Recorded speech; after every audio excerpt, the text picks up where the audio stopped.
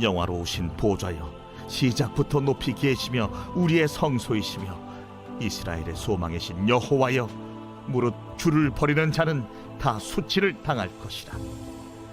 무릇 여호와를 떠나는 자는 흙의 기록이 되오리니 이는 생수의 근원이신 여호와를 버림이니이다. 여호와여, 주는 나의 찬송이시오니 나를 고치소서. 그리하시면 내가 낫겠나이다. 나를 구원하소서.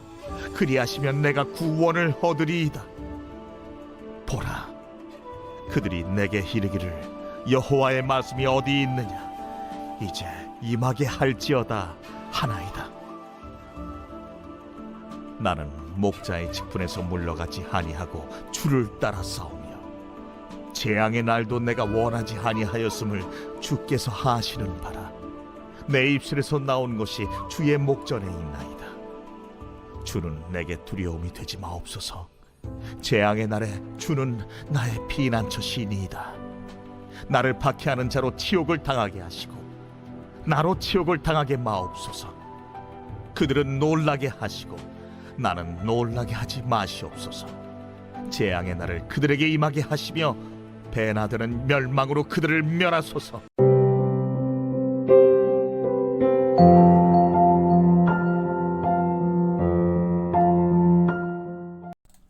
여러분 반갑습니다. 오늘도 큐트로 여는 기막힌 하루입니다. 본 말씀 예레미야 17장 12절부터 18절의 말씀입니다.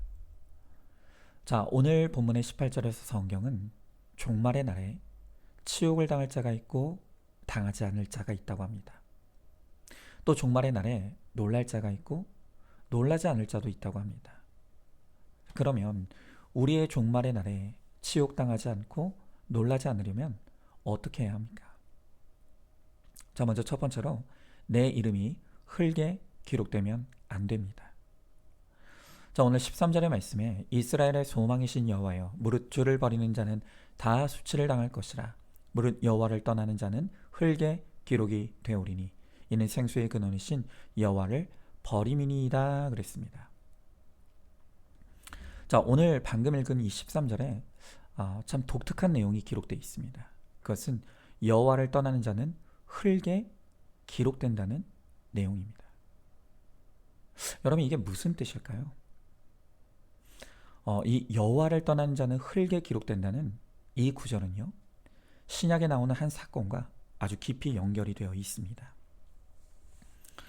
요한복음 8장에 보면 어느 날 서기관과 바리새인이 현장에서 가늠하다 붙잡힌 한 여인을 예수님께 끌고 옵니다. 그리고 말하기를 모세의 율법에는 가늠한 여인을 돌로 쳐 죽이라고 했는데 어떻게 해야 하느냐 라고 예수님께 묻는 것입니다. 성경은 서기관과 바리새인이 이같이 질문한 것은 예수님을 공경에 빠뜨리려는 목적이었다고 합니다. 어떻게 공경에 빠뜨리는 것입니까? 자, 만약 가늠한 여인을 돌로 치지 말라고 하면 예수님이 율법을 무시하는 것이 됩니다. 또 만약 돌로 치라 하면 그동안 용서와 사랑을 가르치신 예수님이 자기의 가르침을 부정하게 되는 것이죠. 그 진퇴양난의 이 곤란에 빠지게 만든 것입니다.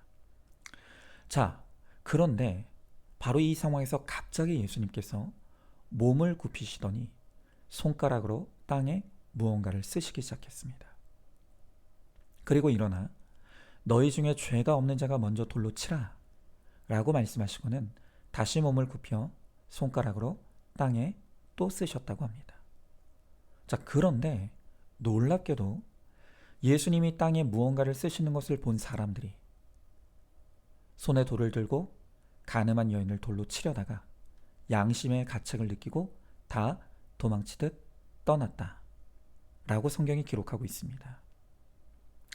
자, 이제까지 성경을 연구하는 많은 사람들이 과연 이때 예수님이 도대체 무엇을 쓰셨길래 사람들이 한마디도 못하고 다 떠났을까 궁금해했습니다. 그리고 많은 가설들을 이야기했습니다. 자, 그런데 꽤나 많은 학자들이 동의하는 것이 있습니다. 그것은 예수님께서 땅에 쓰신 것은 다름 아닌 그곳에 모였던 사람들의 이름을 하나하나 기록했을 것이라는 것입니다. 그리고 저도 그 의견에 한 표를 던집니다. 아마 그곳에 모인 사람들은 예수님이 잘 알지도 못하는 자신들의 이름을 정확하게 기록하는 것을 보면서 놀라움과 두려움을 느꼈을 것입니다. 그리고 특별히 이 무리들 가운데 간음한 여인을 잡아왔던 서기관과 바리새인들은 자기들의 이름이 흙에 기록되는 순간 곧바로 오늘 본문 예레미야 17장 13절의 그 구절, 여호와를 떠나는 자는 흙에 기록되오리니, 바로 이 말씀을 떠올렸을 거라 확신합니다. 여러분, 그 당시 서기관과 바리새인들은 구약 성경을 통째로 달달 외울 만큼 성경에 능통한 교사들이었기 때문입니다.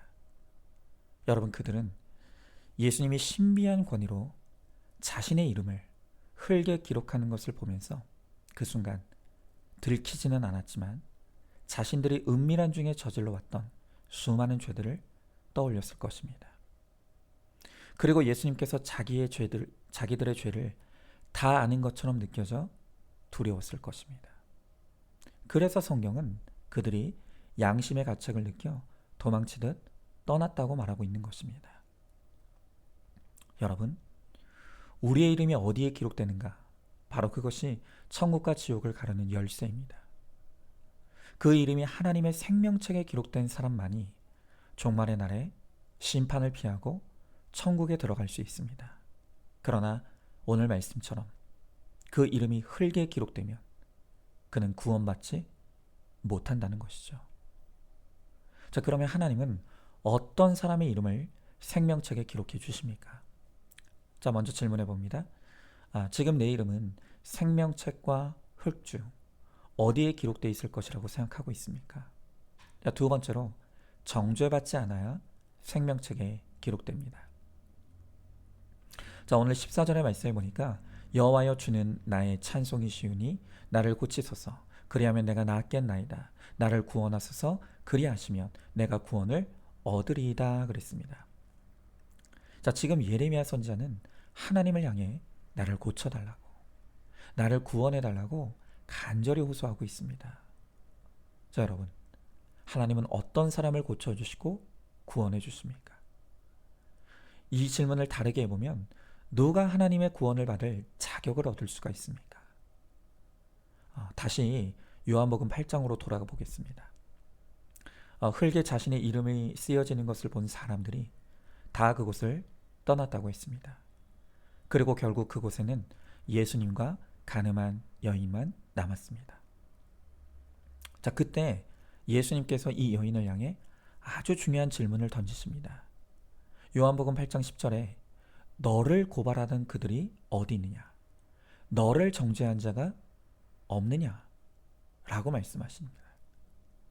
여러분, 이 짧은 구절에서 흙에 이름이 기록된 자들의 중요한 특징을 알 수 있습니다.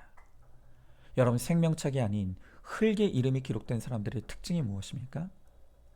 그들은 항상 너를 고발하고 너를 정죄합니다.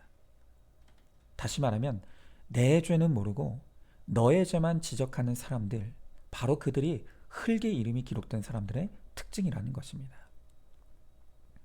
여러분, 아까도 말씀드렸던 것처럼 간음한 여인을 잡아왔던 서기관과 바리새인들은 다른 사람에게 성경을 가르치는 교사들이었습니다. 그런데 그들이 그 성경 지식으로 한 일이 무엇인가 하면 너를 고발하고 너를 정죄했다는 것입니다. 여러분, 그들은 성경을 많이 알았지만 그 성경 지식을 잘못 사용했습니다. 여러분, 성경은 나를 고발합니다. 나를 정죄합니다. 하나님의 말씀은 너에게 주시는 말씀이 아니라 나에게 주시는 말씀이죠. 여러분이 성경을 아무리 열독, 백독, 천독을 하고 거기서 주옥 같은 깨달음을 얻었다고 해도 바로 그 성경 지식이 그 사람을 구원하는 것이 아니라는 것을 알아야 합니다. 오히려 그 지식을 가지고 남을 판단하고 남을 고발하고 정죄하는 데 쓰면 그 사람은 그 지식이 저주가 되어서 지옥에 떨어지고 맙니다.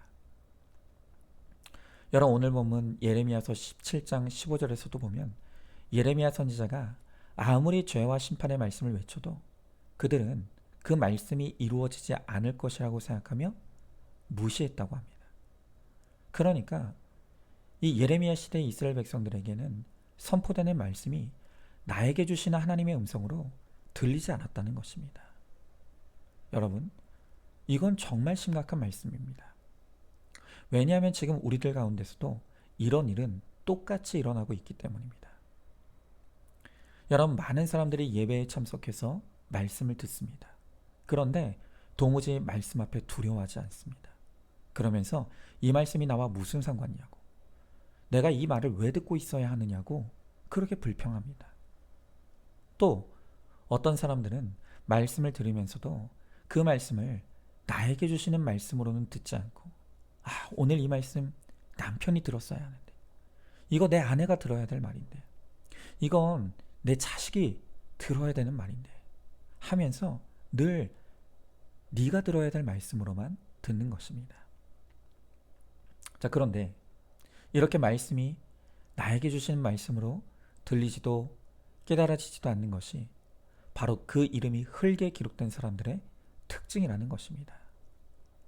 여러분, 하나님의 말씀 앞에서 너로 반응하느냐 아니면 나로 반응하느냐, 여기에 천국과 지옥이 갈립니다. 오늘 여러분들에게 진지하게 묻습니다. 여러분은 말씀이 너에게 주시는 말씀으로 들리고 있습니까? 나에게 주시는 말씀으로 들리고 있습니까? 아니면 아예 말씀이 안 들리지 않습니까? 또 말씀으로 너의 죄를 고발하고 정죄합니까? 아니면 나의 죄를 고발하고 정죄합니까? 여러분, 만약 이 질문의 대답이 너라면 지금 여러분의 이름은 흙에 기록되어 있는 것입니다. 그러나 같은 질문에 대한 대답이 나라면 바로 내 이름이 생명책에 기록되어 있는 하나님이 구원하실 자일 수 있습니다. 여러분, 한번 질문해 봅니다. 말씀을 듣고 큐티하고 나눔을 할 때 내 관심은 너입니까? 나입니까? 말씀으로 너를 고발하고 너를 정죄하는 사람이 흙에 기록된 자라는 것을 알고 있습니까? 자, 세 번째로, 하나님의 말씀에 두려워 떠는 자는 마지막 날이 두렵지 않습니다. 자, 오늘 17절 18절의 말씀에 주는 내게 두려움이 되지 마옵소서. 재앙의 날에 주는 나의 피난처이시니이다. 나를 박해하는 자로 치욕을 당하게 하시고 나로 치욕을 당하게 마옵소서. 그들은 놀라게 하시고 나는 놀라게 하지 마시옵소서. 재앙의 날을 그들에게 임하게 하시며 배나 되는 멸망으로 그들을 멸하소서 그랬습니다. 자, 다시 한번 예레미야 선지자는 주는 내게 두려움이 되지 마옵소서 라고 간청하고 있습니다. 여러분, 마지막 날에 누가 하나님 앞에서 두려워하지 않겠습니까? 자, 마지막으로 요한복음 8장의 내용을 다시 한번 우리가 살펴보면 이 간음한 여인을 향해서 예수님은 나도 너를 정죄하지 않는다 라고 하시면서 그의 죄를 용서해 주십니다. 자, 그러나 만약 예수님의 말씀이 여기서만 끝났다면 우리는 예수만 믿으면 죄는 얼마든지 지어도 다 용서해 주신다 하면서 방종했을 것입니다. 자, 그러나 예수님은 그렇게 나도 너를 정죄하지 않는다고 말씀하시면서 그 다음에 매우 두려운 말씀을 하십니다. 가서 다시는 죄를 범하지 말라. 여러분, 여기서 한번 묻고 싶습니다. 자, 가서 다시는 죄를 범하지 말라는 이 말을 들었던 이 여인, 이후에 죄를 지었을까요? 안 지었을까요? 어떻게 생각하십니까? 저는요, 이 여인이 또 음란의 죄를 저질렀을 가능성이 많다고 생각합니다. 곧바로 그 죄를 끊지 못했을 수 있다고 생각합니다. 여러분, 그건 우리의 경험상으로도 충분히 예상할 수 있는 일이죠. 여러분, 저도 여러분도 오늘 회개했다고 내일 내 죄와 중독이 끊어지든가요? 내가 머리로 죄를 깨달았다고 마음으로 누려지든가요? 아니죠. 이 여인도 금방 그 죄가 끊어지지는 않았을 수 있습니다. 여러분, 그러나 이 여인에게 분명한 변화가 일어났습니다. 무슨 변화입니까? 이제는 간음이 죄라는 것을 분명히 깨닫게 되었습니다. 그리고 전에는 죄를 지어도 죄책감도 없이 즐겁게 죄를 지었다면 예수님을 만난 이후부터는 죄를 짓는 것이 괴로움이 되고 고통이 되었을 것입니다. 그리고 무엇보다도 나를 죄에 대해서 용서해 주신 예수님께 너무나 죄송해서 마음이 아팠을 것입니다. 그러면서 죄 짓는 고통이 더욱 심하니 끊고자 하는 구체적인 적용과 몸부림이 이루어졌을 것입니다. 그리고 하나님 앞에 나를 도와달라고, 은혜를 달라고 기도했을 것입니다. 그리고 마침내 어느 날 그 여인은 죄와 결별했을 것이라고 저는 믿습니다. 여러분, 누가 마지막 날 하나님 앞에 서는 것을 두려워하지 않겠습니까? 제가 여러 번 말씀드렸죠. 천국은요, 죄 없는 자가 가는 곳이 아니라고요. 천국은 죄를 두려워하고 회개한 자가 가는 곳이 천국입니다. 여러분, 참된 회개가 무엇입니까? 참된 회개란 어느 찬양의 가사처럼 하나님의 말씀에 두려워 떠는 자, 그 말씀에 순종하는 자, 그리고 주님을 따라 거룩의 길, 십자가의 길을 가는 자, 바로 그 자가 참된 회개를 이룬 사람입니다. 여러분, 잠시 잠깐뿐인 이 땅에서 말씀 때문에 두려워했던 사람이, 그리고 말씀에 순종했던 사람이 마지막 날 하나님 앞에 섰을 때 두려워하지 않게 될 것입니다.